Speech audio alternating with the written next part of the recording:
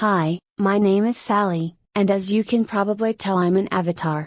I work for Pat and Warner, and they run Warner's tree surgery. Warner has been treating sick trees for over 50 years, and Pat has been answering the phone, talking to the customers, and lining up work, and basically doing everything else that needs to be done. Warner is making a series of videos that hopefully contain all the things he's learned about trees over the last 50 years. This is the first one. It's about the danger the ash fly poses to southern magnolia trees. If you would like to help us get the word out to other people, this would be a good time to like this video and subscribe to our channel. Thank you. Over 40 years ago, California, Arizona and New Mexico instituted a program to get rid of the ash fly, because it was so destructive to trees and commercial crops. The ash fly basically gets in anything with the leaf, and this tiny insect can completely defoliate at least 40 species of trees. The ash whitefly has a 60-day lifespan, but for 55 days it's an aphid-like creature that is too small to see with the naked eye. The adult winged insects are just barely visible.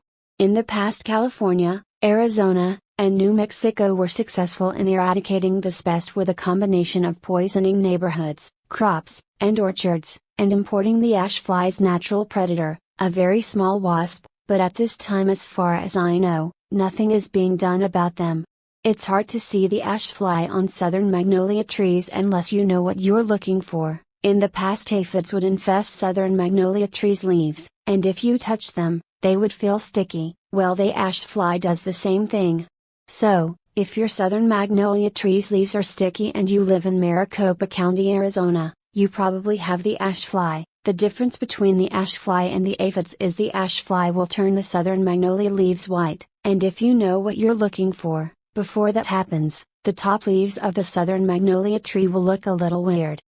So, if you see your neighbor's trees with a few of their branches turning white, this is probably caused by a boring insect that's went completely around a particular branch, or it's caused by the ash fly. In order to control the ash fly, you need to poison the trees. You also need to start fertilizing your trees on a regular basis. I'm going to tell you which poison to use in a minute, but first you need to understand that the poison I recommend has nitrogen in it, and too much nitrogen is bad for trees. So, you need to put the poison down, and then 6 months later you get a good general purpose fertilizer, and you treat the trees with it. If you live anywhere within 30 miles of Mesa, Arizona, you need to get Warner out to treat your trees with something that will kickstart their immune system. You see, every cell of every plant has enzymes that dissolve fungus, bacteria, and viruses, and because the ash fly has been in your trees, those enzymes have been depleted.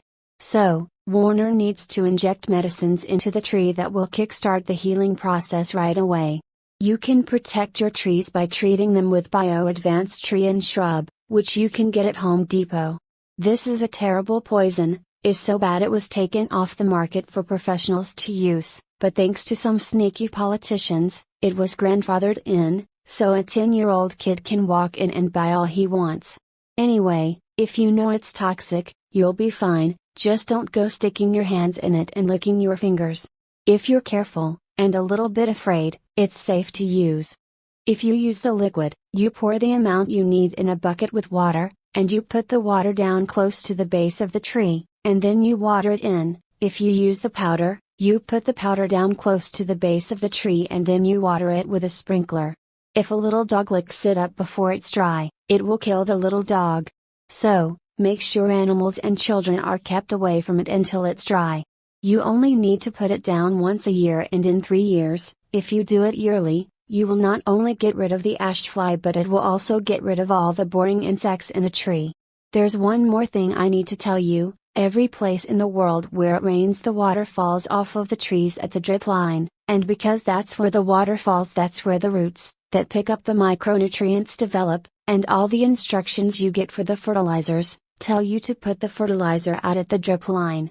In Maricopa County, Arizona, the roots have developed where the tree has been getting water all its life, and that's where you need to put the fertilizer.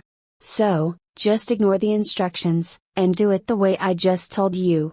Also, while we're on the subject, our garages and sheds get 140 degrees in the summertime. This damages the fertilizer, so you need to keep the fertilizer someplace cool in the summer, and if you've got fertilizer that's been in the garage or shed in the summertime, you need to get rid of it.